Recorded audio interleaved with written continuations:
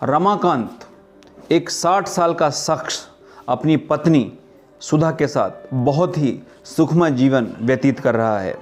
उसके 3 बच्चे, तीनों बहुत अच्छी जगह पोस्टेड हैं, अलग अलग शहरों में अपनी अपनी फैमिली के साथ व्यस्त हैं। अचानक क्या होता है कि रमाशंकर की पत्नी सुधा को हार्ट अटैक आता है और वो एक्सपायर हो जाती है। रमाकांत के जीवन का मानो एक ही क्षण में सब कुछ खत्म हो गया हो।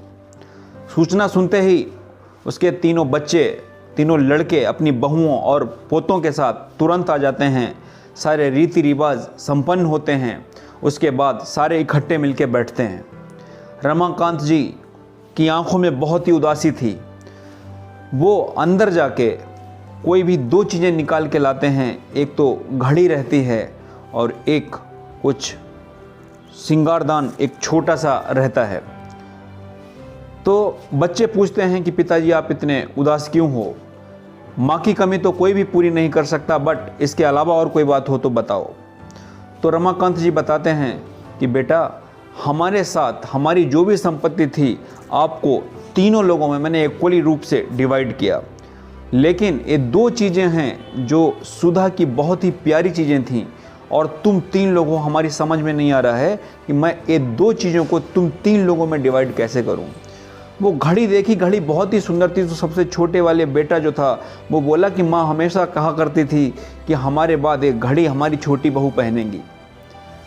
बीच वाली जो बहू थी उसने बोला कि माँ अक्सर कहा करती थी कि जो सिंगारदान है मेरे बाद हमारी मंझली बहू यूज किया करेगी।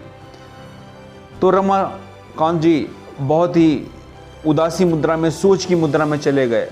सोच रहे थे कि बड़ी बहू को क्या दें फिर हम। बड़ी बहू ने शायद उनके इस चिंता को ताड़ लिया। तुरंत बोला पापा जी आप शायद मेरे बारे में सोच रहे हैं कि मैं बड़ी बहू को क्या दूं, लेकिन आपको शायद पता नहीं है आपको माँ की हर इच्छा को पूरी करनी चाहिए और माँ की एक सबसे अमूल्य चीज़ अभी भी मेरे पास है। आप एक सिंगारदान और एक घड़ी आप छोटी और मंझली बहुओं को दे दीजिए, लेकिन हम माँ की जो सबसे अनमोल चीज़ है वो मैं लेके जाऊंगी, क्योंकि माँ ने बोला था कि इसकी देख रेख आप ही करना। तो छोटी बहू, मंझली बहू, इवन रमाकांत जी बहुत ही आश्चर्य में पड़ गए, ऐसी कौन सी चीज़ है? तो बहू मुस्कुराते हुए बोली, बड़ी बहू, कि उनकी सबसे अमूल्य चीज़ आप हो और उन्होंने मुझे बोला था कि मेरे मरने के बाद अपने ससुर का ख्याल तुम ही को रखना पड़ेगा। प्लीज़ मेरी ये बात ज़रूर मान लेना। तो आज आप माँ की हर इच्छा को पूरी कर रहे हैं, तो प्लीज़ इस इच्छा को भी मत ठुकराइए और आप मेरे साथ चलिए। दोस्तों ये हमारे संस्कार होते हैं जो किसी स्कूल में, किसी कॉलेज में नहीं पढ़ाए जाते हैं, जो हमें खुद घर में रह के हमारे माँ बाप, हमारे बुज़ुर्ग, हमारे आसपास के रहने वाले लोगों से सीखने को मिलता है। और यही हमारी भारतीय संस्कृति है, यही हमारी भारतीय सभ्यता है।